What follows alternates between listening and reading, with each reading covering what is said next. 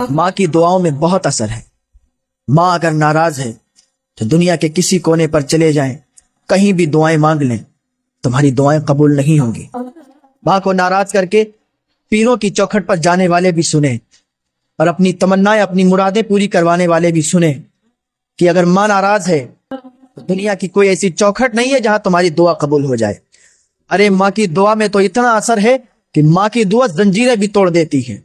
ہاں، ماں کی دعا میں اتنا اثر ہے کہ ماں کی دعائیں زنجیروں کو توڑ دیا کرتی ہیں۔ ایک بیٹا تھا، اس کی ماں ضعیف تھی، بوڑھی تھی، لیکن وہ اپنی ماں کا وفادار بیٹا تھا، اپنی ماں کی خدمت کرنے والا بیٹا تھا، ماں کی خدمت کیا کرتا تھا، ماں کی دعائیں لیا کرتا تھا۔ ایک دن کچھ سپاہی اسے پکڑ کے لے گئے اور اس کو ہتکڑیاں ڈال دی، زنجیریں ڈال دیں۔ ادھر اس کی ماں بے چین ہوئی۔ جب رات کو بیٹا گھر پہ نہیں آیا تو اس کی ماں بے چین ہوئی کہ آخر میرا بیٹا کہاں چلا گیا، میرا بیٹا کہاں چلا گیا، کیا ہوا میرے بیٹے کو۔ اس کی ماں رونے لگی، اس کی ماں کی آنکھ میں آنسو آ گئے، اور اس نے اللہ کی بارگاہ میں ہاتھ اٹھا دیے، اے میرے پروردگار، میرا بیٹا جہاں بھی ہو اسے سلامتی کے ساتھ میرے پاس واپس لوٹا دے۔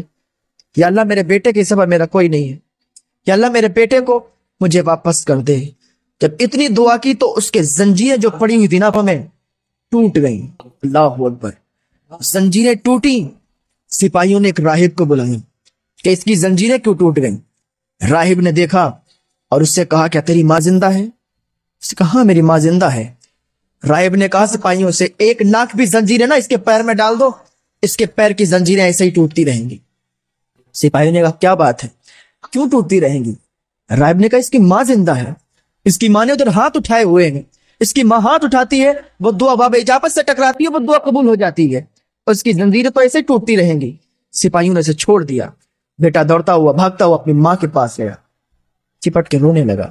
تو ماں کی دعاؤں میں اتنا اثر ہے۔ آج کل لوگ اپنی ماں کو ناراض کر کے پیروں کی چوکھٹ پر اپنی دعائیں قبول کروانے کے لیے جاتے ہیں۔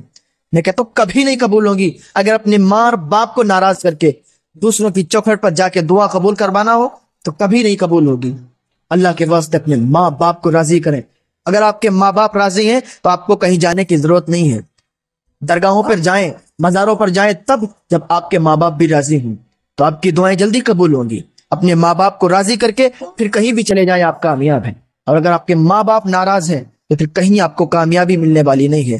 کامیابی تو آپ کے ماں باپ کے قدموں کے نیچے ہے۔ آپ کے ماں باپ ایک بار آپ کے لیے دعا کر دیں گے نا، آپ کی دعا ایسے ہی قبول ہو جائے گی۔ اللہ رب العزت کی بارگاہ میں دعا ہے، اللہ ہمیں اپنے ماں باپ سے سچا پیار کرنے کی توفیق عطا فرمائے، ان کی خدمت کرنے کی توفیق عطا فرمائے۔